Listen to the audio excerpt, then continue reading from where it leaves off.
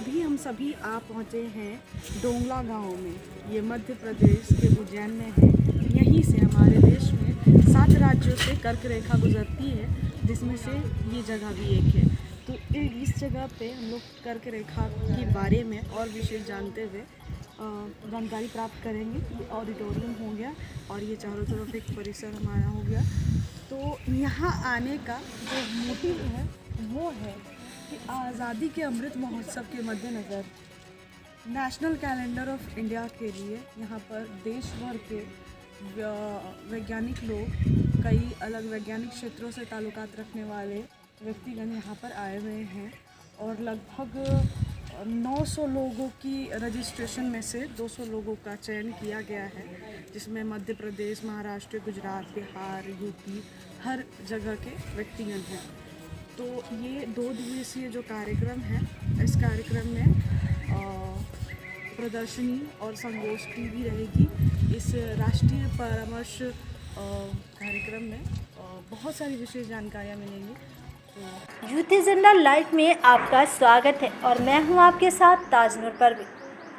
उज्जैन में 2 दिवसीय राष्ट्रीय कैलेंडर कॉन्फ्रेंस में पंचांगकर्ताओं ने की भारी संख्या में शिरकत। 23 अप्रैल 2022 उज्जैन में केंद्र सरकार के संस्कृति मंत्रालय एवं विज्ञान भारती सहित कई संस्थाओं के मार्गदर्शन संयुक्त तत्वाधान में राष्ट्रीय भारतीय दिनदर्शिका के लिए 2 दिवसीय संगोष्ठी का आयोजन विक्रम विश्वविद्यालय उज्जैन एवं वराहमिहिर खगोलीय वेधशाला डोंगला ग्राम में आयोजित की गई। इस आयोजन में भारत के 230 विद्वानों सहित प्रमुख पंचांग कार्यकर्ताओं ने भाग लिया। इस कार्यक्रम में मूल उद्देश्य वर्तमान अंग्रेजी कैलेंडर और तारीख को हटाकर मेघनाथ शाह द्वारा सन 1950 के दशक में पारित भारतीय दिनदर्शिका को व्यवहार में लाने पर बल दिया जा रहा है। इस अवसर पर पंचांगकर्ताओं ने कहा कि विक्रम संवत अनुसार ही भारत के पंचांग हमारी पुरानी परंपरा व सभ्यता है। इसी से तिथि, व्रत एवं पर्व की गणना सटीक होती है। भारतीय राष्ट्रीय पंचांग को अपनाने में अभी थोड़ा समय लगेगा। भारत एक विशाल देश है। यहाँ सभी जाति, धर्म, संप्रदाय के व्रत पर्वों के दर्शाने में राष्ट्रीय पंचांग सही साबित नहीं होगी। पंचांगकर्ताओं ने कुछ बिंदुओं पर असहमति प्रदर्शित करते हुए कहा कि दिनदर्शिका के कारण आम जनता में भ्रम की स्थिति और भी ज़्यादा बढ़ जाएगी। इसके साथ ही इसमें जो शक संवत का प्रयोग हो रहा है, उसके कारण भी हमारी संस्कृति की व्यवस्था ईसा के बाद की ही दृष्टिगोचर होगी, जो कि पूर्णतः अव्यावहारिक है। उक्त कार्यक्रम में मध्य प्रदेश शासन के उच्च शिक्षा मंत्री डॉक्टर मोहन यादव एवं श्रम व लघु उद्यम व विज्ञान एवं प्रौद्योगिकी मंत्री ओम प्रकाश सकलेचा, डॉक्टर अरविंद राणा दे विशेष रूप से उपस्थित रहे। इस आयोजन में संपूर्ण भारत से प्रतिभागियों ने प्रतिनिधित्व किया था। पंचांगकर्ताओं में मध्य प्रदेश राजौर से कालचक्र पंचांग के संपादक पंडित रमेश, भादवा माता पंचांग के संपादक भागीरथ जोशी, राजस्थान से जोशी जी का पंचांग के संपादक एवं अखिल भारतीय पंचांग परिषद धर्मसभा के संयोजक पंडित अभिषेक बाबूलाल जोशी, जोधपुर, सुमेरपुर से सनातन ज्योतिष पंचांग के संपादक पंडित सुरेश गौड़, जयपुर से जय विनोदी पंचांग के संपादक पंडित आदित्य मोहन शर्मा, हाथरस से पंडित उपेंद्रनाथ चतुर्वेदी, आंध्र प्रदेश से आचार्य वराहमिहिर पंचांग के संपादक शेषाचलम तथा कांची कामकोटि पीठ के दृक्सिद्ध चक्र के LS सिद्धांति, मोहन आर्ष कृति पंचांग के संपादक डॉक्टर दार्शने लोकेश, मोदीनगर से डॉक्टर चंद्रशेखर शास्त्री तथा विक्रम विश्वविद्यालय उज्जैन से ज्योतिष विभागाध्यक्ष पंडित सर्वेश्वर शर्मा सहित कई लोग उपस्थित रहे।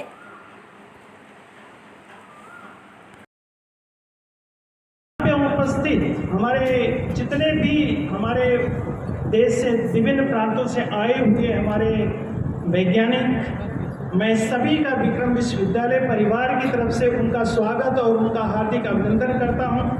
मैं उन्हें धन्यवाद भी देता हूं कि आज हमारे विश्वविद्यालय में एक विशेष कार्य से, जो कि एक इतिहास बनने जा रहा है इस विश्वविद्यालय का। यह विश्वविद्यालय बहुत पुराना है, जो इतिहास बनने जा रहा है उसमें सब लोगों ने इस परिवार में जुड़ने के लिए आप लोगों ने अवसर दिया। मैं आप सभी लोगों का बहुत बहुत धन्यवाद देता हूं, अभिनंदन करता हूं।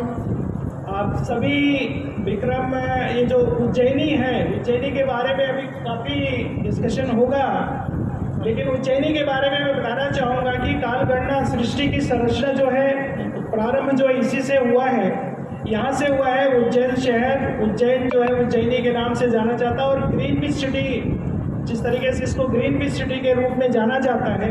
और आप सभी लोग जानते होंगे कि यहाँ से कालगणना शुरू हुई है। और गिनती करते हुए अगर 365 और 6 घंटे ऊपर जोड़ लें तो कमोबेश अगर अपन सारा हिसाब लगाए तो 300 इसके आसपास ही घूमेगा। तो जब अपना ये जो अंक गणित अगर साल की गिनती करने का करेंगे, कमोबेश उसी पर आएगा। 12 महीने से हम डिवाइड करेंगे तो हमारी जो पद्धति है उस सारे मामलों में आप नीचे तक जाएंगे। मैं वहां तक नहीं जा रहा हूँ, लेकिन मैं अपनी सरकार की तरफ से जो कठिनाई है वो जरूर बताना चाहूंगा।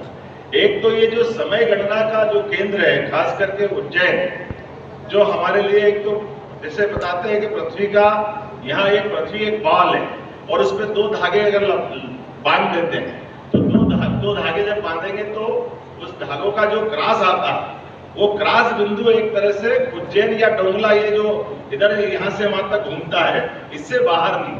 मैं जब टूरिज्म का चेयरमैन था, मैं स्वयं ग्रीनविच नामक उस स्थान पे गया जहां से हमारे लिए समय गणना का केंद्र अंग्रेजों के समय से तय हुआ, ऐसा बताते हैं। और वहां जब जानकारी निकाली तो कई बार गर्मी के दिनों में वहां रात को 10 बजे तक सूर्यास्त नहीं होता। तो जिस स्थान पे रात को 10 बजे तक सूर्य रहता है, तो वो समय की गणना का केंद्र कैसे हो सकता है? तो मूल तो हमको जड़ में भी जाना पड़ेगा कि हम जब बात कर रहे हैं तो ये जो ग्रीनविच की जो हमारी सोच है उससे हमको नीचे आने की जरूरत है। ये जो कठिनाई संस्कृति को कैसे वापस मुख्य धारा में लाए, 1-2 अच्छे सुझाव मुझे बड़े अच्छे लगे चर्चा के बीच में मैं उसमें सुन रहा था। कहीं ना कहीं हमें अपनी, इसमें मैं खुद भी चिट्ठी लिखूंगा भारत सरकार में कि सरकारी कार्यक्रम और सरकारी जितने भी पत्राचार है उसमें अंग्रेजी डेट के साथ हिंदी अपने जो कैलेंडर है उसकी तिथि भी लिखने की शुरुआत कर दिया। धीरे धीरे वो चीज आदत में आएगी और वो उससे धीरे धीरे हम हमारे को अपने आप पे अच्छा विषय लगेगा। व्याकरणं प्रोक्तं तस्मै पाणिनये नमः। भारतस्य सांस्कृतिकमन्त्रालयद्वारा एवं विज्ञानभारती इति संस्थया च मिलित्वा अन्याभ्यः संस्थाभ्यः सहयोगेन आयोजित भारतराष्ट्रीय कैलेंडर प्रदर्शिनी एवं चिन्तनम् इति दिनद्वयस्य शोधसंगोष्ठी, तत्र उद्घाटनसत्रे मंचे विराजमानाः श्री सोनक रायचौधरी महोदयाः, श्री दीपक इश्राणी महोदयाः, विज्ञानभारत्याः राष्ट्रीय संघटन मंत्री श्री जयंत सहस्रबुद्धे महोदयाः, प्रमोद वर्मा महोदयाः, श्री दीपक इश्राणी महोदयाः, श्री अनिल कोठारी महोदयाः, श्री अखिलेश कुमार पांडे जी कुलपति विक्रम विश्वविद्यालय, श्री अरविंद रानडे जी एवं श्री प्रमोद वर्मा जी, अन्ये मम पुरतः उपविष्टाः भारत राष्ट्रीय कैलेंडर विषये चिन्तयितुम् अत्र उपस्थिताः विद्वद्वरेण्याः चिन्तकाः, राष्ट्रहितचिन्तकाः सर्वेभ्यः अस्य महाकालस्य नगर्यां स्वागतम् अभिनन्दनं च। भारतस्य 75 स्वतन्त्रता महोत्सवस्य शुभकामनाश्च। महाकालस्य नगर्यां भारतस्य राष्ट्रीय कैलेंडर विषये चर्चा भवति चेत् भारतस्य या सांस्कृतिकी भाषा या राष्ट्रीय भाषा तया भाषया किंचित वक्तव्यम भी यहाँ से बनते हैं और ख़ास तौर से विक्रम विश्वविद्यालय का ऐतिहासिक दिन रहा है, जब इसी दिन से अभी जो विक्रम संवत और गुड़ी पड़वा, ये आप लोगों ने देखा होगा, हमारा जो माननीय हमारे उच्च शिक्षा मंत्री हैं उनके प्रयास से विश्वविद्यालय में पहली बार पूरे भारतवर्ष में पहला ऐसा विश्वविद्यालय है जो नए वर्ष हिंदू नए वर्ष के अवसर पर अपना दीक्षांत समारोह करवाया। और हर बार हमारे जो माननीय राज्यपाल महोदय हैं उन्होंने ये परमिशन दी, अनुमति दी है, यह विश्वविद्यालय हमेशा उसी दिन अपना जो है दीक्षांत समारोह आयोजित करेगा और वो पूरा एक हफ्ते का जो कार्यक्रम रहता है वो पूरा उज्जैन शहर में विक्रमोत्सव के नाम से मनाया जाता है। इसलिए मैं आप सभी लोगों का इस अवसर पर, यह हमारे लिए बहुत गौरव की बात है, इस अवसर पर जितने भी हमारे इस प्रांगण में जो हमारे इस हाल में बैठे हुए हैं, डायस पे बैठे हुए हैं, मैं पुनः सभी का बहुत हार्दिक अभिनंदन और आप सभी लोगों को धन्यवाद भी देता हूं कि आप सब लोग यहाँ पधारे।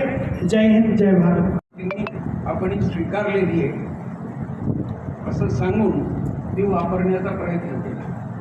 डोंबिवली आणि औरंगाबाद या नगरपालिकांनी काही काळ तसे दाखले दिलेही आणि इस दिनदर्शिका के विषय में मैंने बहुत सारे जो प्रयास किए वो दैनंदिन व्यवहार में लाने के लिए प्रयास किए।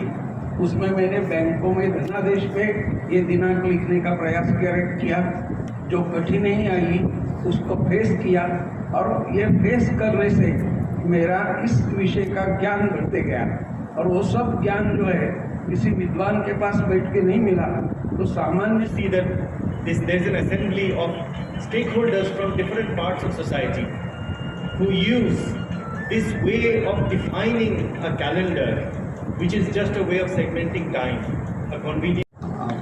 मैं तो कम से कम ये कहूँगा कि जितना मैं जानता हूँ बहुत कम लोगों को इसके बारे में आइडिया है, जबकि ये बहुत ही अच्छा, लोगों को पंचांग पढ़ना नहीं आता है, अलग अलग दिवस हैं वो किस तरह से मनाए जा सकते हैं। तो मेरे ख्याल से ये बहुत एक अच्छा है।